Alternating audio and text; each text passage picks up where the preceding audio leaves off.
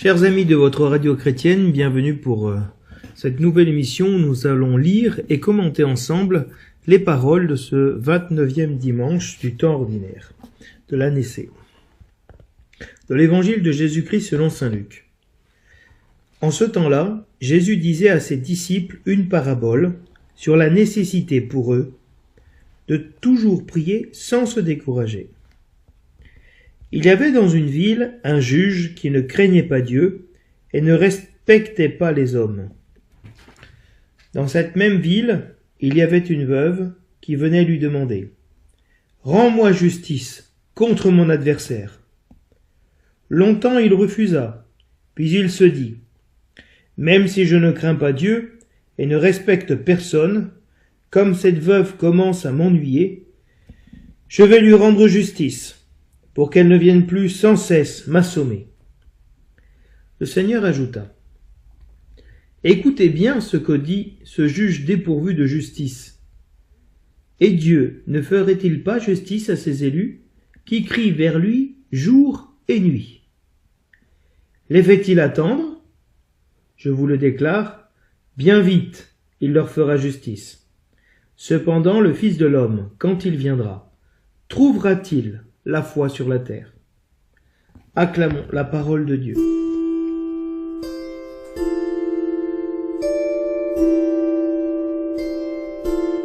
Nous allons maintenant lire la première lecture. Lecture du livre de l'Exode. En ces jours-là, le peuple d'Israël marchait à travers le désert. Les Amalécites survinrent et attaquèrent Israël à Réphidim. Moïse dit alors à Josué, « Choisis des hommes et va combattre les Amalécites. Moi, demain, je me tiendrai sur le sommet de la colline, le bâton de Dieu à la main. » Josué fit ce que Moïse avait dit. Il mena le combat contre les Amalécites. Moïse, Aaron et Our étaient montés au sommet de la colline. Quand Moïse tenait la main levée, Israël était le plus fort. Quand il la laissait retomber, Amalek était le plus fort. Mais les mains de Moïse s'alourdissaient. On prit une pierre, on la plaça derrière lui, et il s'assit dessus.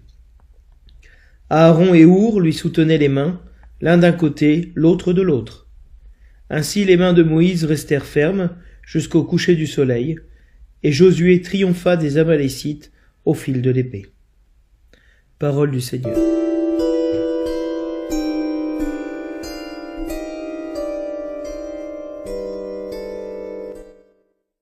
Nous allons maintenant lire le psaume. Le refrain dit « Le secours me viendra du Seigneur qui a fait le ciel et la terre. Je lève les yeux vers les montagnes. D'où le secours me viendra-t-il? Le secours me viendra du Seigneur qui a fait le ciel et la terre. Qu'il empêche ton pied de glisser, qu'il ne dorme pas ton gardien. Non, il ne dort pas, ne sommeille pas, le gardien d'Israël. Le Seigneur ton gardien, le Seigneur ton ombrage, se tient près de toi. Le soleil, pendant le jour, ne pourra te frapper, ni la lune durant la nuit. Le Seigneur te gardera de tout mal, il gardera ta vie. Le Seigneur te gardera au départ et au retour, maintenant et à jamais.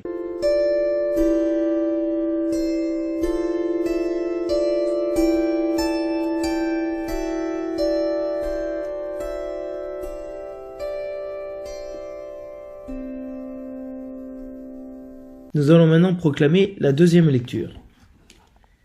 Lecture de la deuxième lettre de saint Paul apôtre à Timothée. Bien-aimé, demeure ferme dans ce que tu as appris. De cela, tu as acquis la certitude, sachant bien de qui tu l'as appris. Depuis ton plus jeune âge, tu connais les saintes écritures. Elles ont le pouvoir de te communiquer la sagesse en vue du salut par la foi que nous avons en Jésus-Christ. Toute l'écriture est inspirée par Dieu. Elle est utile pour enseigner, dénoncer le mal, redresser, éduquer la justice. Grâce à elle, l'homme de Dieu sera accompli, équipé pour faire toutes sortes de bien. devant Dieu et devant le Christ qui va juger les vivants et les morts, je t'en conjure, au nom de sa manifestation et de son règne. Proclame la parole, interviens à temps et à contre-temps, dénonce le mal, fais des reproches, encourage, toujours avec patience et souci d'instruire. Parole du Seigneur.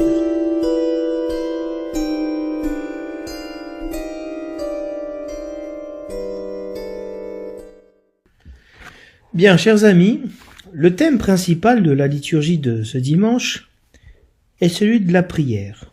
Mais quelle prière? La prière, ici, est comprise dans le contexte d'une requête, qu'il soit fait justice, et dans le contexte d'un combat contre un adversaire. La phrase finale de l'Évangile va situer la prière dans le combat de la foi. Le Fils de l'homme, lorsqu'il viendra, trouvera-t-il la foi sur la terre? Donc ici, nous sommes, comme nous dit Benoît XVI, avec une prière qui est l'expression de la foi. C'est la plus grande force de transformation du monde, nous dit-il. Et donc, on comprend la prière dans le sens, dans le contexte de la foi, comme expression de la foi, et cette persévérance de la prière dans le combat pour demander à Dieu de faire justice et d'agir. Et ce thème de la prière, de la foi, se comprend aussi dans le contexte du retour du Christ, c'est-à-dire dans une attente eschatologique. Y compris dans la deuxième lecture, on voit que Paul demande à Timothée, devant le Christ, qui va juger les vivants et les morts, qui va revenir. Je t'en conjure au nom de sa manifestation et de son règne. C'est-à-dire que le retour du Christ, son règne qui vient, est aussi un critère d'annonce de l'Évangile, de correction, d'insistance, de fortifier les frères, d'encourager et de prier. Ce qu'il faut noter dans ce texte, dans ce dimanche, c'est qu'il ne s'agit pas de la prière pour la prière, mais de la force de la prière qui obtient la victoire pour le peuple de Dieu face à ses ennemis, et la victoire de la veuve sur l'injustice qu'elle subit, c'est l'image de l'Église qui remporte la victoire sur ses ennemis. Parce que la victoire de la prière est plus que la prière. C'est la finalité de la prière. Et on se trouve ici avec une prière, l'endurance de la prière dans le combat contre l'injustice, de la part de ceux qui ont foi que Jésus-Christ leur fera justice et qu'il interviendra. Comme la lèpre la semaine dernière, qui était l'image du péché, ici la veuve est une figure utilisée par l'évangéliste Luc, qui est l'image de l'opprimé, qui subit une injustice et qui est sans défense. C'est, nous pourrions dire, l'incarnation même de la personne dépendante, fragile face à la société. La veuve est à la merci de toute forme d'injustice. Et comme Luc se préoccupe des petits, des faibles, des pauvres, il se préoccupe aussi ici des veuves. Elles sont vraiment les bénéficiaires de la bienveillance de Dieu. C'est aussi une catégorie de fidèles qui est particulièrement fragile dans la communauté chrétienne. Mais toute fragile qu'elle soit, cette veuve est présentée ici comme un modèle de persévérance dans la prière, d'obstination, de force. Elle arrive par sa prière à plier même un juge inique. C'est tout à fait paradoxal. Et d'ailleurs, nous verrons que ce juge inique a tellement peur de cette veuve qu'il a peur qu'elle lui mette un cocard, qu'elle lui fasse un œil au beurre noir.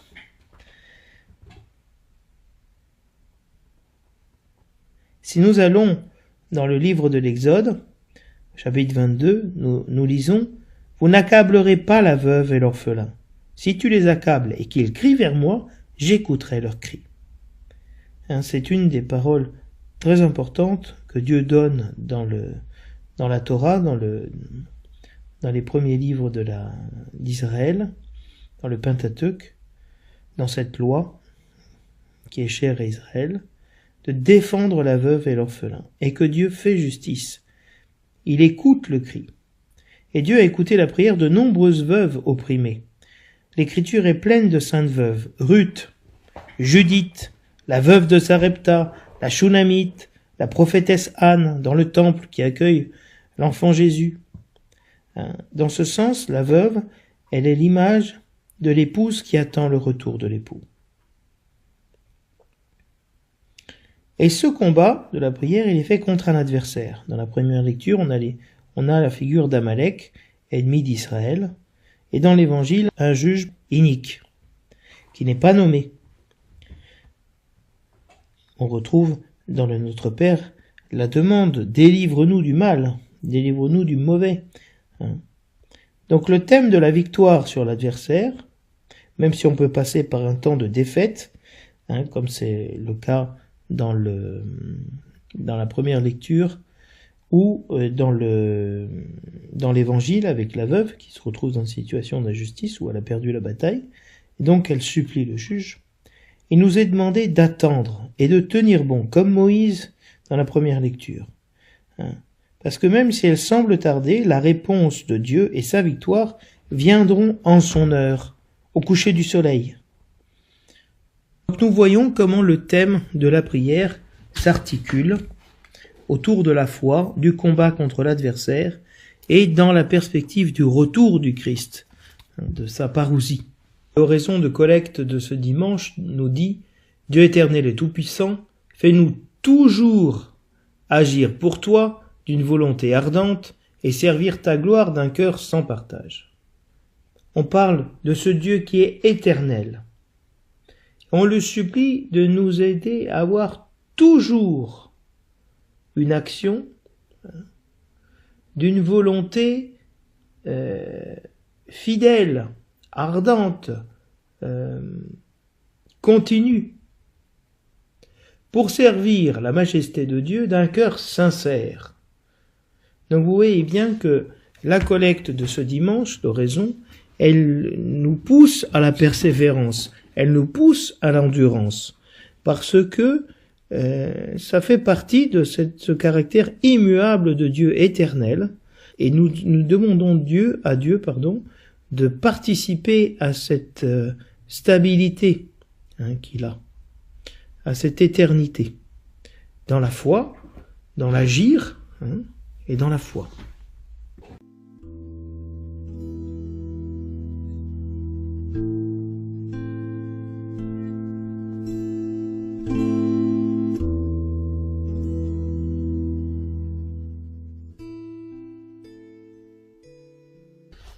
Nous allons tenter maintenant, chers auditeurs, d'approcher de plus près l'Évangile. Le titre qui est donné à l'Évangile de ce dimanche est tiré du verset 7. « Dieu fera justice à ses élus qui crient vers lui ». Ce verset insiste sur la justice de Dieu, cette justice que Dieu fait à ceux qui crient vers lui. Dieu agit, il agit avec justice envers ceux qui prient et qui font de leur prière un cri. La prière fait ainsi réagir Dieu avec justice et il nous libère tous de l'injustice. Donc le lectionnaire donne ce titre pour orienter déjà notre lecture. Comme je vous disais tout à l'heure, c'est un combat pour une victoire. Le verset de l'Alléluia récite « Elle est vivante, efficace, la parole de Dieu, elle juge des intentions et des pensées des cœurs. » On retrouve ici le thème de la parole de Dieu, qui est évoqué dans la deuxième lecture, de manière plus vaste, et la mention d'un juge qui juge les intentions du cœur, qui scrute et connaît les pensées et les sentiments les plus profonds de l'homme. Il s'agit ici des sentiments de la veuve, mais aussi du juge inique. Donc Dieu juge et connaît les pensées du juge inique, la violence aussi que subit la veuve. Et Dieu sauve. Il agit aussi dans les méandres du cœur pour faire justice à ceux qui l'invoquent. Donc cette parole, elle est efficace, elle est vivante, comme la justice de Dieu qui est vivante et agissante et efficace. L'évangile commence en présentant tout de suite le but de la parabole. Il est nécessaire de prier et de ne pas se décourager, sans se fatiguer. Donc le but est bien de prier sans se décourager. À travers le verbe grec enkakein, qui signifie se décourager, le chrétien est mis face au danger qui le guette, celui du doute et de la lassitude dans le combat. Dans l'épître aux Thessaloniciens, Paul nous invite à prier sans cesse. Ce terme grec, enkakein, sans se décourager, c'est un terme propre à la pensée paulinienne. On comprend ici que la prière est une requête, une intercession, une action de grâce, une confession des fautes. C'est le fruit de la relation avec Dieu. La particule dein, qui est utilisée ici, il est nécessaire, montre que l'économie du salut et le dessein salvifique de Dieu passent par la prière. Il faut, c'est une nécessité morale d'agir ainsi. La prière incessante est donc indispensable pour lutter contre le découragement. Et maintenant, le récit va nous présenter la parabole, en présentant les deux personnages principaux.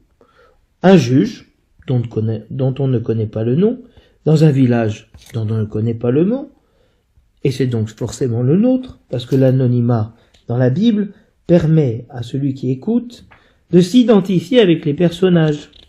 Ce juge ne craint pas Dieu et n'a de considération pour aucun homme. C'est-à-dire que l'amour de Dieu et du prochain lui sont absolument étrangers. Ça ne l'intéresse pas. Il en est conscient, puisqu'il le dira lui-même, bien que je ne craigne pas Dieu, il n'est de regard pour aucun homme.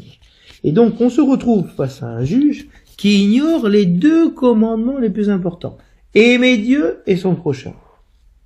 Donc on est face à le summum, si vous voulez, de l'éloignement de la foi d'Israël et de la foi du chrétien. Ici, le juge n'est pas un juge ecclésiastique. Ce n'est pas un juge lié au culte du temple ou à la synagogue. Il s'agit d'un juge quelconque dans une ville. Et c'est intéressant parce que l'évangile de Luc, si vous voulez, est écrit pour des communautés issues du paganisme. Donc le fait que ce soit un juge sans couleur religieuse israélite aide probablement la communauté chrétienne issue du paganisme à laquelle s'adresse Luc à situer cette parabole dans son contexte, dans le contexte dans lequel elle vit. Pharaon, lui, reconnaît en Exode 10:16 avoir péché contre Dieu et contre les Hébreux après la plaie des sauterelles. Mais ce n'est pas le cas ici de ce juge inique. J'ai péché contre Yahvé et votre Dieu et contre vous, et maintenant pardonne-moi ma faute, je t'en prie, dit Pharaon à Moïse. Ce juge n'est pas appelé non plus un mauvais juge, c'est un juge inique, qui ne joue pas son rôle, qui vit en contradiction avec sa mission de juge. Littéralement, il ne fait pas attention aux hommes, il ne s'intéresse pas à eux, il n'est pas ému de leurs conditions, il ne les respecte pas ni ne les craint. Il lui manque une attitude fondamentale qui s'appelle l'empathie. C'est un juge absolument sans aucun égard, aucune philanthropie. Face à ce juge, il y a une veuve, dont on ne dit rien d'autre qu'elle est veuve, et qu'elle vit dans le même village que le juge. Cette veuve va voir le juge pour lui demander d'obtenir justice, de la venger, littéralement, de celui qui lui a fait un tort. Et cette veuve procure de nombreuses souffrances au juge. Elle l'énerve probablement, elle l'agace de son insistance. L'emploi de l'imparfait, dans le texte grec, pour caractériser la venue et la plainte de la veuve, en font une action répétée, habituelle, constante. Donc cette scène de la veuve qui va voir ce juge se répète à n'en plus finir, puisque pendant longtemps le juge ne voulait pas lui faire justice. La veuve est donc dans l'action, alors que notre juge est dans l'inaction. La situation semble alors bloquée pendant longtemps, car le juge ne voulait pas. Ce qui va relancer l'affaire, ce n'est plus l'action répétitive de la veuve, mais bel et bien le monologue intérieur du juge auquel nous avons accès. Et on sait l'importance des monologues intérieurs dans l'évangile de Luc. Je vous en cite un seul, que vous connaissez sans doute, lorsque le fils prodigue se retrouve en train de manger des caroubes, de désirer manger les caroubes des porcs qu'il gardait. Il dit « Je me lèverai et j'irai vers mon père et lui dirai « Père, j'ai péché contre le ciel et contre toi, je ne mérite plus d'être appelé ton fils. » Donc c'est toujours dans l'évangile de Luc un moment un peu de conversion, une motion intérieure, comme on peut avoir, qui fait basculer la situation.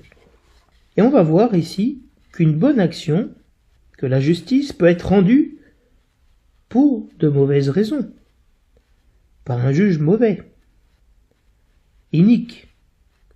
Ici, ce qui compte, ce n'est pas le juge, mais la veuve et le sort qui lui est réservé. La veuve demande des poursuites en justice et la réparation du tort commis, avec la punition du coupable et la rétribution pour elle de ce qui lui est dit. Elle demande d'être vengée de la partie adverse, de son adversaire. Qui est cet adversaire, qui n'est pas nommé ici, et qui pourtant sera condamné?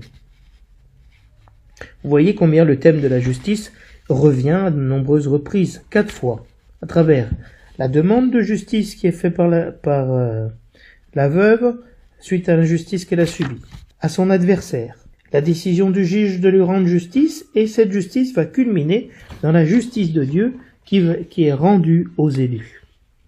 Ici donc, nous avons le juge qui, suite à son monologue intérieur, va reprendre le portrait qui était fait de lui par le narrateur lorsqu'il disait que c'était un juge qui ne craignait ni Dieu ni les hommes.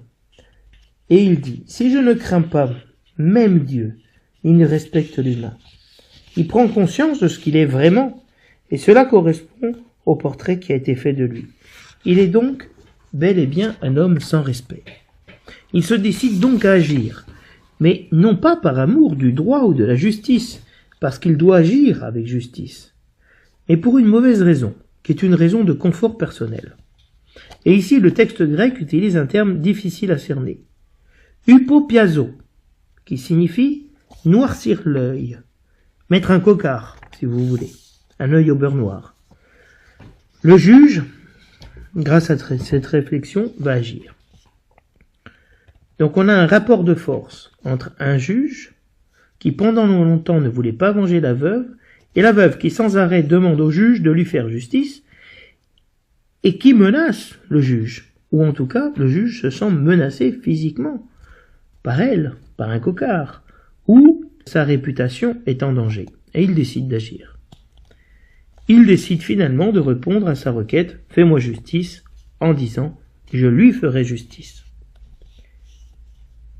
Il se plie donc à la volonté de la veuve, et veut bien agir, de peur qu'à la fin, elle vienne et ne me malmène, qu'elle ne me mette un coup sous l'œil. Il veut se protéger de son insistance et même de sa violence.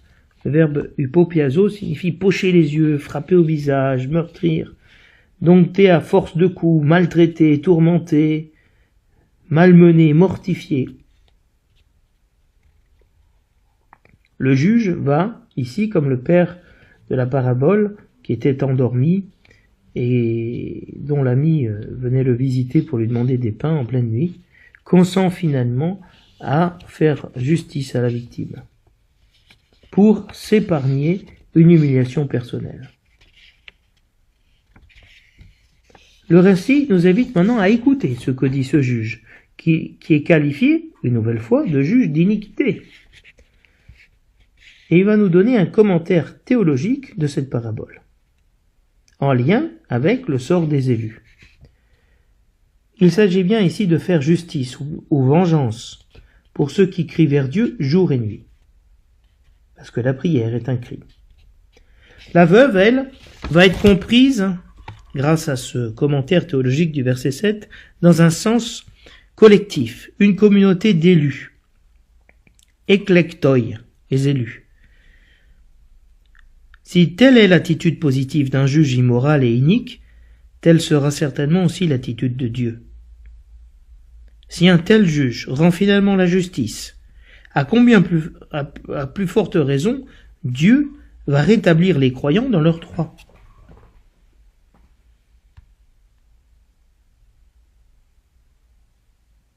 Il faut peut-être ici comprendre cette justice de Dieu dans un sens eschatologique, c'est-à-dire dans la fin des temps. Dieu fera justice à la fin des temps. Si dimanche dernier nous avions la communauté des lépreux, ce dimanche nous avons la communauté des élus qui supplient le Seigneur et prient nuit et jour de lui faire justice. Le cri de la souffrance, de l'appel à l'aide, au secours de la communauté. Le fait de crier jour et nuit devant Dieu manifeste le droit à l'existence des élus, qui sentent leur vie menacée, qui souffrent, qui sont dans un monde hostile. Ils appellent la consolation de Dieu. Ce sont les prières individuelles, la prière liturgique, aussi la prière personnelle, privée, et la vie même de toute la communauté. Donc on peut comprendre ici la veuve dans ce contexte où elle réclame la justice face à son adversaire, de la communauté chrétienne qui est en combat contre le mal, contre Satan. Le verset 7 nous pose ici un problème de traduction. Est-ce que le texte nous dit « Dieu ne ferait-il pas justice à ses élus qui crient à lui jour et nuit, et il tarde à leur sujet ?» De manière affirmative. On peut le traduire par une question « Et tarde-t-il à leur sujet ?» Ou encore « Mais il a de la patience à leur sujet ?» Ou « N'exerce-t-il pas sa longanimité à leur égard ?» Bonne interrogation. Parce que la finale, ici, de l'évangile, prend la forme d'une question. Cependant, le Fils de l'homme, lors de sa venue, trouvera-t-il la foi sur la terre ? La rétribution des élus est une promesse de la justice de Dieu. Mais sa réalisation peut tarder, ou il semble qu'elle tarde. C'est pourquoi la foi est nécessaire dans cette attente. La foi de croire et d'espérer, contre toute espérance, que Dieu fera prompte justice. La veuve est ici l'image de la communauté chrétienne sans défense, sans l'appui de son époux, qui a un appel au Goël, au Rédempteur. Et Dieu va lui faire justice bientôt, je vous dis. C'est décidé. La communauté chrétienne souffre de l'absence de Dieu et elle attend avec impatience la rétribution, la rédemption. Le verbe macrotumo, qui est utilisé ici pour parler de cette attente, ce retard, si vous voulez, de l'action de Dieu, est à comprendre dans le contexte du Siracide, le livre de l'Ecclésiastique, au chapitre 35, verset 21, lorsqu'il dit « La prière de l'humble pénètre les nuées. Tant qu'elle n'est pas arrivée, il ne se console pas. Il n'a de cesse que le Très-Haut n'ait jeté les yeux sur lui, et qu'il n'ait fait droit au juste et rétabli l'iniquité. Et le Seigneur ne tardera pas, il n'aura pas de patience à leur égard, tant qu'il aura brisé les reins des gens sans pitié, et tiré vengeance des nations, exterminé la multitude des orgueilleux, et brisé le sceptre des injustes. Tant qu'il n'aura pas rendu à chacun selon ses œuvres, et jugé les actions humaines selon leur cœur. Tant qu'il n'aura rendu justice à son peuple, et ne l'aura comblé de joie dans sa miséricorde. La miséricorde est bonne au temps de la tribulation, comme les nuages de pluie au temps de la sécheresse. On comprend ici le retard de cette action divine qui vient pour sauver, dans l'espérance que Dieu vraiment agira, parce que Dieu l'a promis. La finale de l'Évangile nous dit « Lorsque le Fils de l'homme viendra, trouvera-t-il la foi sur la terre ?» et confirme ici le lien étroit qu'il y a entre la prière et la foi. Où la prière est l'expression de cette foi, de cette relation confiante dans l'action de Dieu, dans la personne de Dieu. Il y a là la foi et la prière, mais la possibilité aussi de l'échec de la foi chrétienne. Luc se pose la question si le christianisme perdurera. C'est-à-dire que la communauté chrétienne vit et voit son élection sous le signe de la croix, de l'épreuve, de la persécution, dans l'absence de Dieu. Et tout pourrait s'éteindre?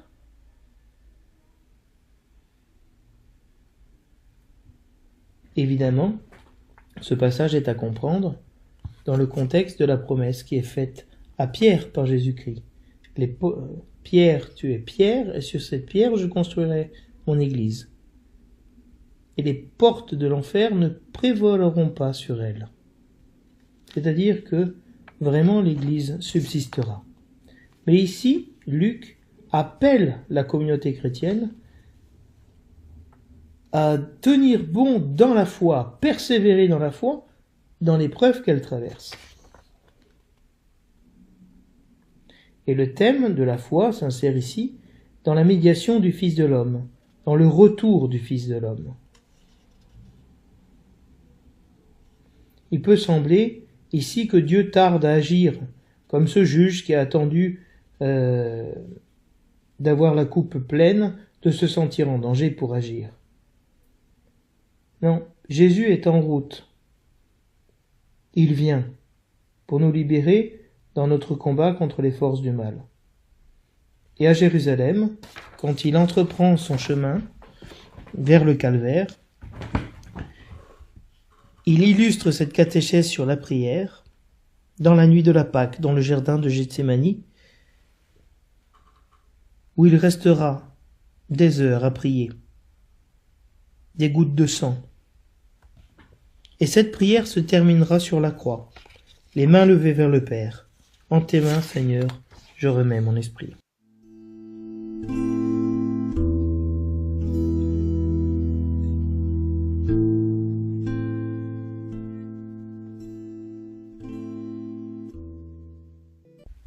Nous allons maintenant rentrer dans le commentaire de la première lecture qui a été choisi par le lectionnaire pour illustrer, pour porter, pour élargir les thèmes de l'évangile. Et donc nous ferons un commentaire, non pas de la lecture en soi, mais dans son lien, dans son rapport avec l'évangile. Le peuple d'Israël marchait dans le désert. Il est en route vers la terre promise. Et il se trouve à Réphidim, un lieu où Dieu lui a donné de l'eau à boire à partir de la roche la plus dure. Il se trouve à Massa et Mériba, le lieu de la tentation et de la rébellion contre Dieu, ce Dieu qui pourtant les a fait sortir d'Égypte. Le peuple avait mis Dieu à l'épreuve, juste avant ce passage que nous lisons dans la liturgie de ce dimanche, en disant « Le Seigneur est-il au milieu de nous ou non ?»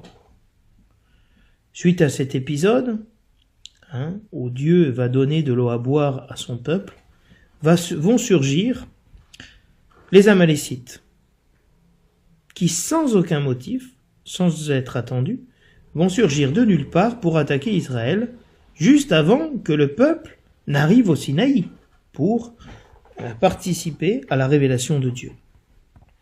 Amalek est un ennemi d'Israël, qui, comme les Madianites, combattent contre Israël, et cela depuis l'Exode jusqu'au livre des rois.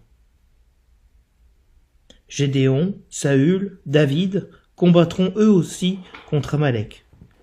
Amalek est un danger perpétuel pour Israël. Les pères de l'Église ont vu dans cette figure d'Amalek l'adversaire, le démon.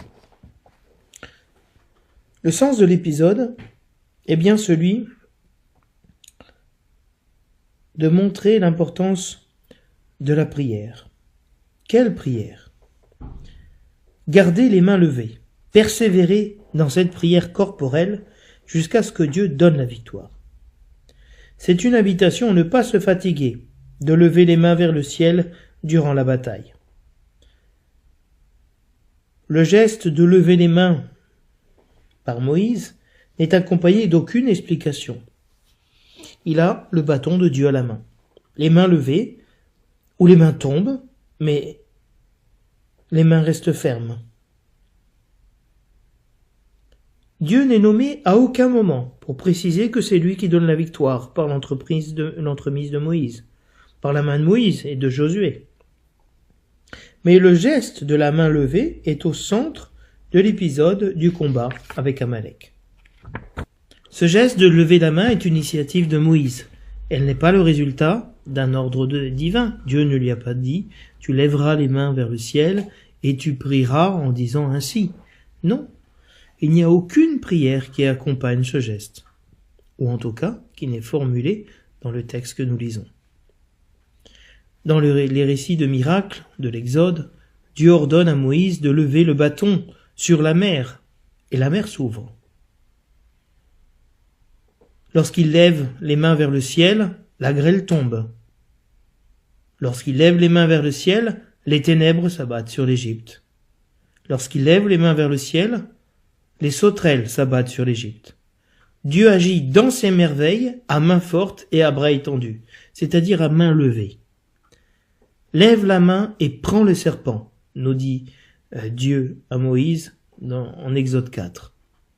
Donc le geste de la main levée, c'est le geste d'une main qui est sur le point de frapper, un geste de menace de la divinité sur ses ennemis, un geste de force, de puissance.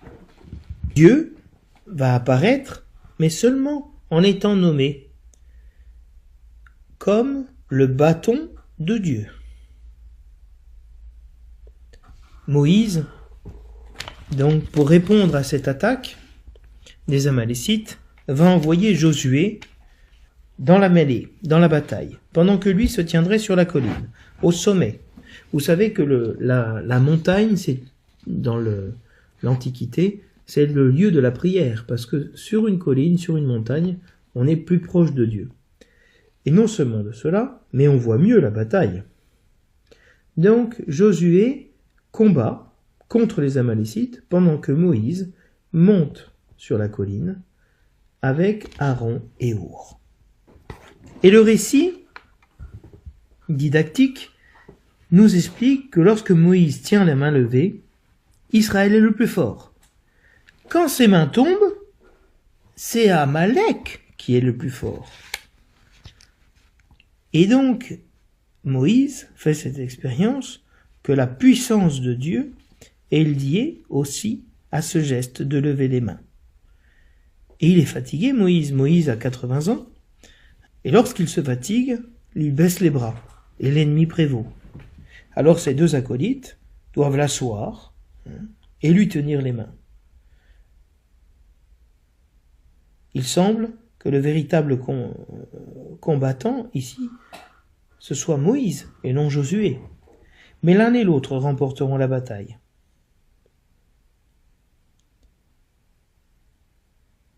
Nous n'avons ici aucune prière faite par Moïse, aucune invocation ni supplication envers Dieu. Mais le signe de la croix fait par Moïse, élevant les mains avec son bâton dans la main, est un signe qui terrorise l'ennemi, l'adversaire. Le signe de la croix, je vous disais, qu'ont interprété les pères de l'Église, puisqu'il a les mains étendues. Les mains levées sont le signe de la prière, de la supplication pour le peuple. Elles renvoient aux mains levées du Christ sur la croix et de ces plaies glorieuses qu'il présente au Père pour chacun de nous. Le geste des mains levées est un geste de force, de protection, un geste de prière incessante, de persévérance dans le combat de la prière.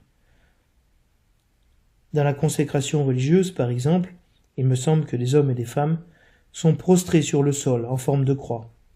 les bras étendus, comme forme particulière de prière, de consécration et d'offrande à Dieu de sa propre vie. Ici, la situation est claire. Israël est injustement assailli par ses ennemis, et la prière muette de Moïse est efficace, puisqu'on voit l'effet de la prière. La prière est efficace, elle fonctionne, et on voit les effets immédiatement, puisque c'est l'intervention de Dieu et la victoire. Aaron représente ici le sacerdoce, et Our les tribus d'Israël, pendant que Josué commande les troupes. Le sacerdoce des prêtres et celui des fidèles est uni dans la prière pour le combat. Ainsi, c'est tout le peuple qui est uni en prière, image de la prière communautaire, continue, insistante et efficace.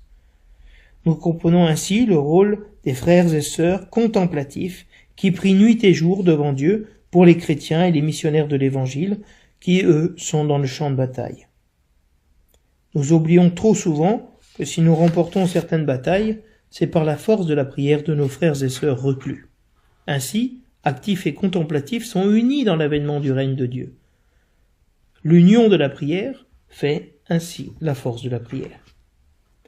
Donc nous voyons comment ce texte de l'Exode vient nous aider.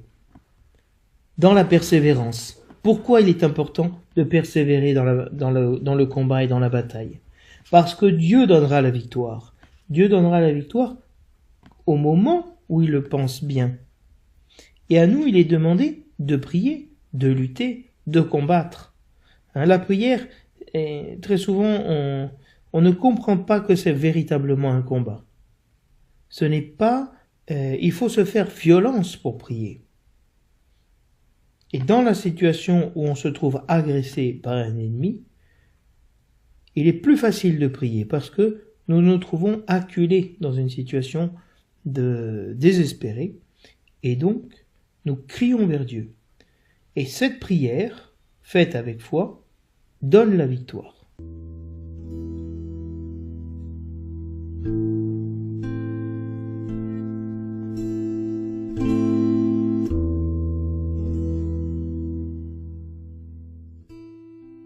Nous allons maintenant commenter le psaume, brièvement, et nous voyons que cette réponse, les mains levées, cette prière, les mains levées, nous sommes appelés à la faire nous-mêmes, en assemblée. Le lectionnaire a pour le psaume responsorial le refrain qui suit, en latin. « Notre secours est dans le nom du Seigneur qui a fait le ciel et la terre. » Il s'agit bien ici de notre secours, qui est dans le nom du Seigneur, qui a fait le ciel et la terre. Le refrain du lectionnaire nous dit « Le secours me viendra du Seigneur, qui a fait le ciel et la terre. » Le psalmiste trouve son refuge et son aide dans le Seigneur. Il se demande d'où pourra bien venir son secours, son salut, car il se voit entouré et acculé par l'ennemi. Cette question est légitime. Le secours, d'où me viendra-t-il? Mais la foi répond aussitôt, le secours me vient du Seigneur. Est-ce que le Seigneur dort? Comme disait ironiquement le prophète Élie en se moquant des prophètes de Baal. Votre Dieu dort, il faut le réveiller, criez plus fort. La réponse arrive immédiatement. Il ne dort pas. Il ne dort ni ne sommeille, le gardien d'Israël. Shomer Israël, on dit en hébreu, le berger d'Israël. Le berger veille nuit et jour sur son troupeau, et il refuse le sommeil à ses yeux pour être auprès de son peuple, de sorte qu'aucun danger ne pourra frapper le troupeau des élus, ni jour, ni de nuit. Le Seigneur garde et protège son peuple de toutes sortes de mal, de méchanceté, car la vie du pauvre est dans les mains de Dieu. Le psalmiste assure que le Seigneur gardera, quoi qu'il arrive, son peuple, dans toutes les situations, dès lors, dès maintenant et à jamais, pour toujours. Et nous trouvons dans ce psaume la confession de foi du peuple dans le Dieu créateur et sauveur de tout danger, dans un Dieu qui secourt et qui libère son peuple. Dans l'Exode, Dieu a manifesté la protection de son peuple et sa présence jour et nuit au milieu de lui à travers la colonne de feu la nuit et à travers la colonne de nuée le jour. Ce psaume nous aide vraiment à répondre avec foi que le Seigneur est notre berger, il est notre soutien, il ne nous abandonne pas, il veille sur nous dans toutes les situations. C'est une réponse de foi à la première lecture. Et c'est justement cette réponse de foi dans la prière qui est en lien avec le thème de l'évangile. Et vous savez qu'il y a un adage dans l'Église qui dit « lex orandi, lex credendi ». C'est-à-dire, la loi de ceux qui prient est la loi de ceux qui croient. L'Église célèbre ce qu'elle croit. Et donc, la réponse de foi de l'Église se trouve dans ces célébrations. Et à travers cette réponse de l'Assemblée à la première lecture, et de cette Eucharistie qu'elle célèbre chaque dimanche, il y a cette réponse de foi, que Dieu agira. Il viendra juger les vivants et les morts.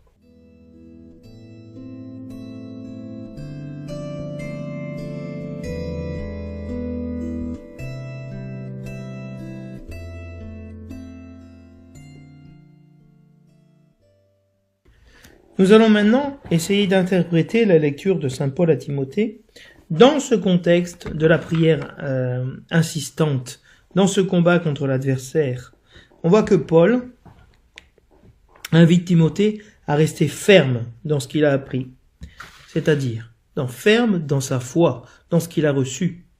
Parce que la difficulté que nous avons tous, c'est que face aux événements, aux scandales, aux injustices, à la violence qui se manifeste face à nous, notre foi est mise en danger. Dieu est-il au milieu de nous pour nous sauver, oui ou non? Est-ce que Dieu va nous sauver? Dieu existe, et pourquoi il ne nous sauve pas? Et donc, Paul invite Timothée, comme chef de la communauté chrétienne là où il était, de demeurer ferme dans sa foi, d'être solide. Tu as acquis la certitude de ce que tu crois. Parce que tu l'as appris, non pas seulement de moi, depuis ton plus jeune âge, à travers sa grand-mère, qui lui transmettait la foi. Tu connais aussi les Écritures qui témoignent de cette foi. Elles ont le pouvoir de te communiquer la sagesse, de savoir comment Dieu agit dans l'histoire, de donner du discernement sur les événements qu'il t'arrive. Cette parole de Dieu, elle est en vue du salut, par la foi. Donc la foi nous permet d'accéder au salut, d'être sauvés.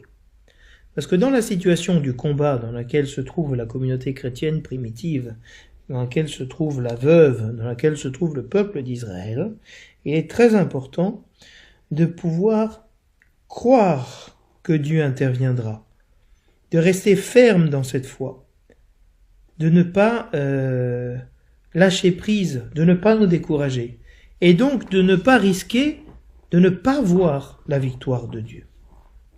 Et saint Paul nous dit que toute l'écriture a été inspirée par Dieu, elle est utile pour nous enseigner. Et vous savez que la foi grandit à travers le contact avec l'écriture sainte. C'est pour ça que nous faisons cette émission, pour vous aider à rentrer dans les lectures, pour nous aider, moi aussi, à rentrer dans ces lectures, dans les lectures de la parole de Dieu, de manière à ce que, à travers une explication existentielle que nous essayons de donner, on puisse vraiment être enseigné par Dieu dans notre vie, être fortifié dans la foi, être encouragé dans la prière, être redressé, être éduqué dans la justice. Vous voyez combien il est important d'être éduqué dans la justice, parce que ce juge inique n'avait de respect ni pour Dieu ni pour les hommes. Et donc il faisait très mal, c'était un juge d'iniquité, il faisait très mal son travail de juge. Et nous sommes appelés à rendre justice aux personnes autour de nous, d'agir avec justice. Et de cette manière, on pourrait être équipé pour faire toutes sortes de biens. Le titre de la donnée à cette lecture est grâce à l'Écriture, l'homme de Dieu sera accompli, équipé pour faire toutes sortes de biens. C'est-à-dire que l'Écriture sainte nous permet d'accomplir en nous le dessein de Dieu, d'être à son image et à sa ressemblance, c'est-à-dire d'être providence, d'être juste pour nos frères et à agir avec toutes sortes de biens, à faire le bien autour de nous.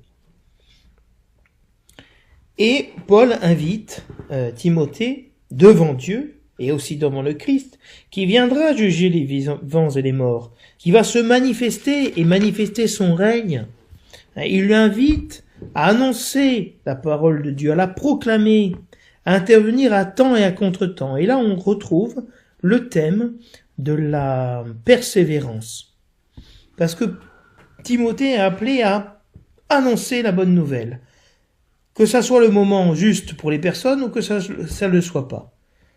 De ne pas se décourager, si les gens écoutent ou si les gens n'écoutent pas. De ne pas avoir peur. D'annoncer en tout temps la parole de Dieu. De dénoncer le mal qu'il y a dans la communauté chrétienne. De faire des reproches, c'est-à-dire de corriger, si vous voulez. Parce que nous avons tous une attitude charnelle, très souvent les uns envers les autres. Et on a besoin d'être corrigés pour apprendre à agir de manière spirituelle, charitable, selon l'esprit. Il encourage avec patience, toujours avec patience, et avec le souci d'instruire. Donc vous comprenez qu'ici, l'apôtre Timothée est encouragé à persévérer. Si vous voulez, il y avait une persévérance dans la prière, et ici il y a une persévérance dans l'action, dans la mission du chrétien, qu'il a dans sa communauté chrétienne, que nous avons dans nos familles. Et pour ça, c'est très important que nous puissions approfondir notre foi dans la parole de Dieu, qui est le véritable moteur de tout ce que nous disons, de tout ce que nous faisons.